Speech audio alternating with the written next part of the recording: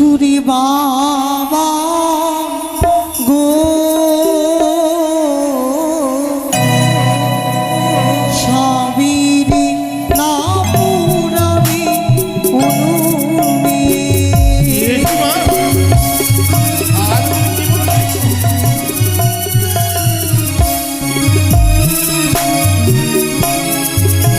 ওই আগুনি রানী বাবা পুরি হবে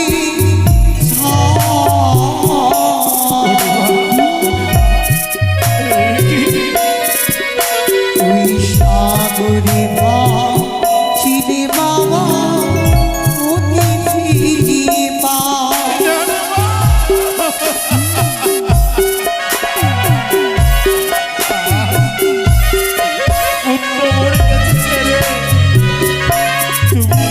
আমি প্রথমে যে আইব বাবা সে মন্দির সিদ্ধু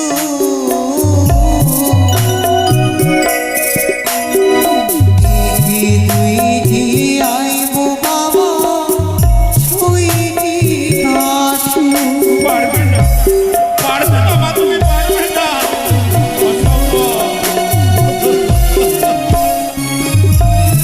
বাবা মা, গলার মধ্যে সোনার মঞ্জুস তৈরি করে দিলে আমি স্বামী দেবতাকে নই ভেসে যাবো একাত্তরী দেবতা নগরে। ওরে মা, আজ তুমি একাকিনী বক্ষ বাজারে স্বামী নেই যাবে, তুমি দেবতা বলি, তা কি করে সম্ভব হয় বলো না মা? তুমি পারবে না, যেও না মা, যেও না। কেন সাবিত্রী যে সতী ছিল জিয়াইল অতি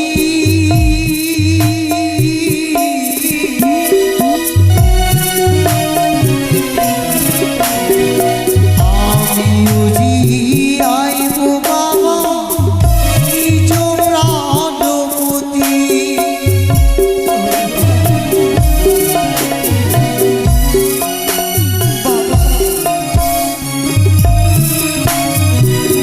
ওরে মা, যখন তুমি মানবে না, সকলের মায়া মমতা পরিত্যাগ করে তুমি ছুটে যাবে ওই মৃত্যু স্বামী পক্ষে রয়ে দেবতা নগরে, তবে মা একটি কথা বলবো। বলুন বাবা। তুমি তো চলেই যাবে, আজ পুত্র মরে গেছে চলে, তার সঙ্গে তুমিও যেতে চাইছো, বলো না মা? আমি তোমার পিতা মাতাকে কি বলবো বলো না? সে যে আমায় জিজ্ঞেস করবে, ও বই ভাই বোঝায় আমার ছোট নাবালিকা মেয়ে তুলে দিয়েছিলাম তোমার হস্তে, কোথায়? তাদেরকে সান্ত্বনা দেবে। যখন থেকে স্বামী দেবতা আমার সে মন্দিরে সিঁদুর দিয়েছে, সেই আমার মাতা পিতা ভগ্নী ভ্রাতা, সেই আমার আপনজন, আমি তাকে পরিত্যাগ করতে পারবো না বাবা।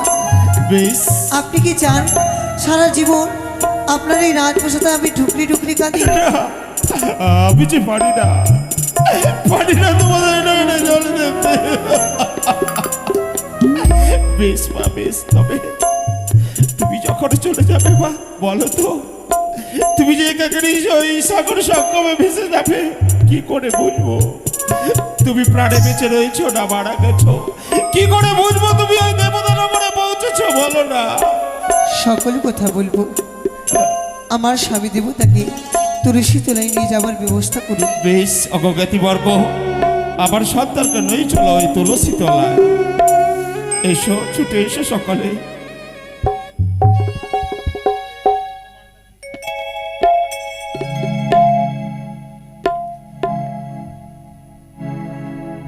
তবে শুনেন বাবা, বলো মা। কোনহার তিলি বাবা জানিয়ে গেলাম বাতি ছুঁই মাস জ্বলিবে বাতি কমিবে না করতি বাতিনি ভইয়া যদি হই অন্ধকার, সেদিনই জানিবে সত্যভঙ্গ হয়েছে আমার। এই সিদ্ধ ধান আমি ছিটিয়ে দিলাম, এই সিদ্ধ ধানে যেদিন ফুটিবে অঙ্কুর, সেদিনই জানিবে আমি গেছি দেবকুল। তবে কি চোখের কাজলে ময়ূর ময়ূরী গড়িয়ে গেলাম, যেদিন প্রাণ পেয়ে তারা যাবে আকাশে উড়ে, সেদিন জানবেন আপনার সন্তানের প্রাণ পেয়েছি ফিরে। এই বাসর ঘরের কপাট লাগিয়ে গেলাম, এই মঞ্জুসের কপাট যেদিন আপুরে বাখসে, সেদিন জানিবে সতী এসেছে ধনে জনে গুঞ্জুরিয়ার খাটে। বেশ মা, বেশ, যা তুমি বলে দিয়ে গেলে আমি নিত্যদিন নিত্যদিন এই বাসর পরিক্রমা করব আর আমি দেখব তোমার সতীত্ব যেন জয় হোক। তবে মা, তুমি না বললে চলো না, তুমি তো বলতে ও কবিতা,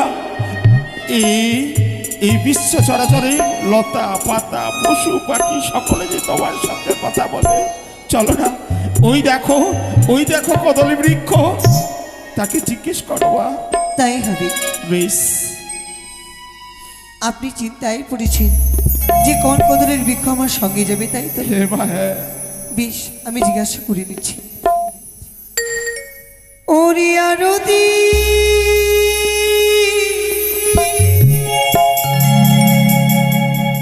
জানাই বিহুলা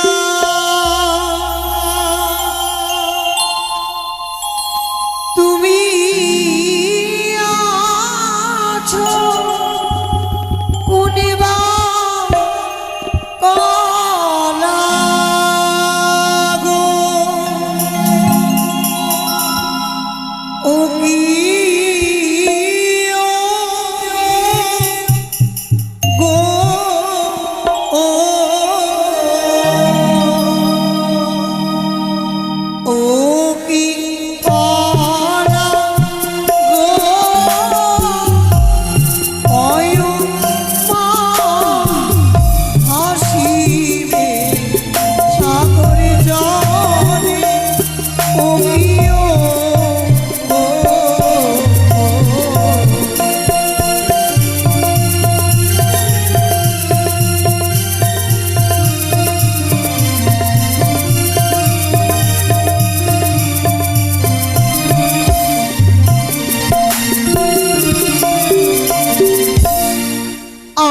আরতি যা নাইবি উলা তুমি আছো কোনে বা কলা গো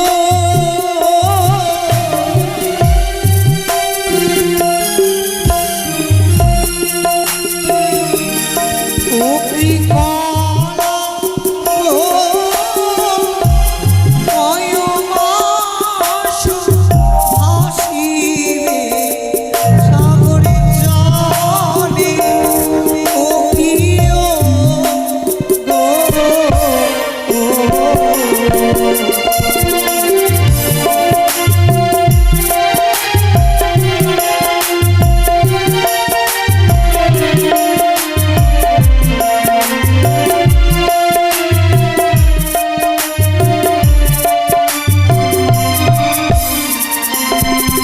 ওরে মা বেহুলা, বলো না মা, এই কদলী বৃক্ষ তলায় কোন কদলী বৃক্ষ আমি নই যাবো ওই গঞ্জরিয়ার ঘাটে, বলো আমার না? সঙ্গে কথা বললো, রামকোলা তুলে নিন বেশ, শিকড় সহ।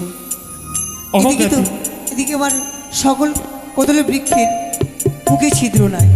বেশ বা বেশ, তোমার কথা মতো অগজ্ঞাতি বর্গ, ওই দেখো না, ওই অদূরে দেখা যায় রামকলা, তাকে শিকড় সূত্র তুলে নিয়ে চলো ওই গঞ্জরিয়ার ঘাটে।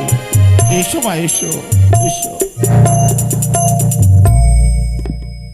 অগমা বেহুলা, বলেন বাবা। আজকে পৌঁছেছি মোরা গঞ্জরিয়ার ঘাটে। হ্যাঁ, আজ সকলে চম্পকবাসী তোমার মুখপটে চেয়ে রয়েছে। আজ তুমি চলে যাবে সকলের মায়া পরিত্যাগ করে। হে বাবা।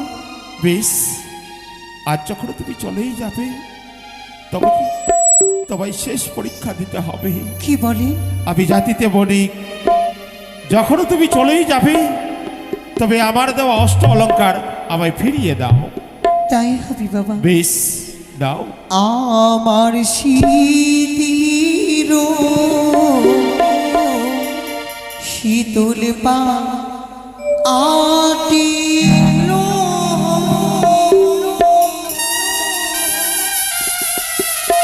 শ্বশুরে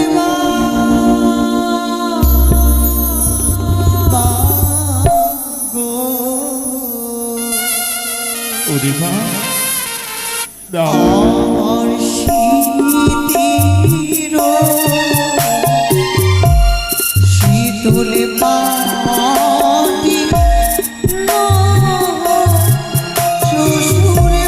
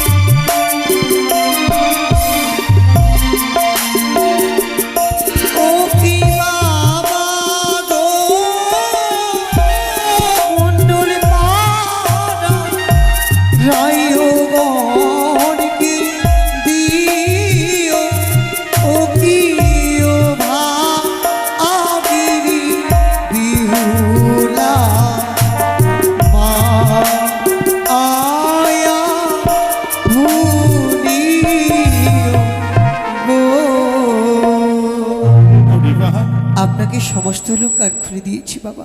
আজ সকল কিছু তুলে দিয়েছো আমার হস্তে, কিন্তু জানো মা, আজ আমি সে নিষ্ঠুর হৃদয়, এই হৃদয়ে চাপা দিয়ে আমি তোমায় পরীক্ষা করেছিলাম। আজ এই চম্পকবাসীর সকল নরনারীকে তুমি শিক্ষা দিলে তার সর্বশ্রেষ্ঠ অলঙ্কার নয়, অলঙ্কার নয়, তার সর্বশ্রেষ্ঠ তার সিঁদুর, সিঁদুর তার স্বামী, তাই না মা? সব থেকে বড় অলঙ্কার হই নারী জাতির সে মন্ত্রীর সিঁদুর, তা তো আমি পরিধান করেই রয়েছি বাবা। এবার আপনি আমায় হাসি মুখে বিদায় করুন। এই অলঙ্কার তুমি ফিরিয়ে দাও মা। দেব না, রেখে দিন আপনার এই বাসরি ঘরে। বেশ, আমি বড় যতনই রাখবো এই অলঙ্কার। বেশ মা, এই অলঙ্কার আমি রেখে দেব।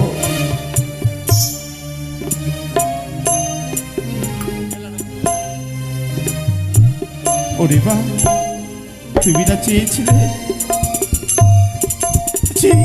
বিধবা যে নারীকে আমি লাল টুকটুকে বেনারসি পরিয়ে নিয়ে এসেছিলাম, আজ তুমি পরিধান করে রয়েছো সেই অগ্নিপাটের শাড়ি। কি করে আমি তুলে দিই তোমার হস্তে সেই লাল পাড়ের শাড়ি, বলো না? ওরে নিষ্ঠুর নিয়তি, একই তোর পরিহাস, একই সমাজের রীতি রেওয়াজ। আজ সেই জ্ঞাতিবর্গর জন্য তোমাকে সাদা শাড়ি পরিধান করতে হবে মা। আমি দেব তোমায়। তাই হবে।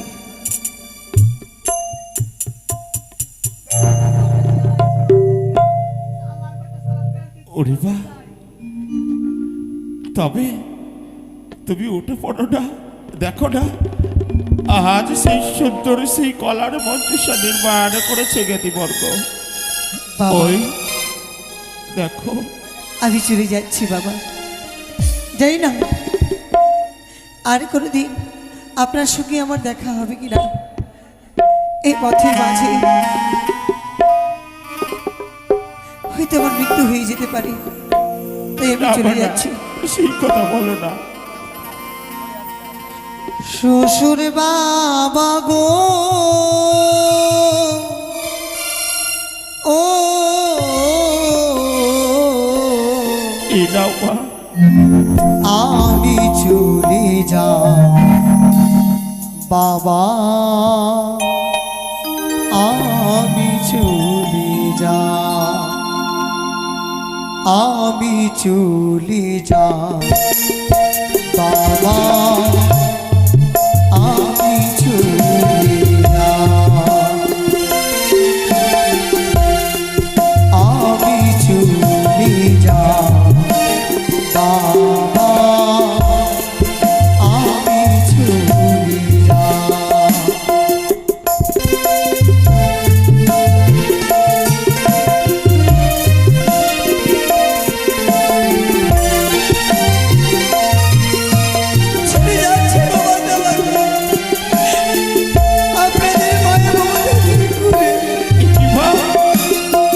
আজ তুমি আবার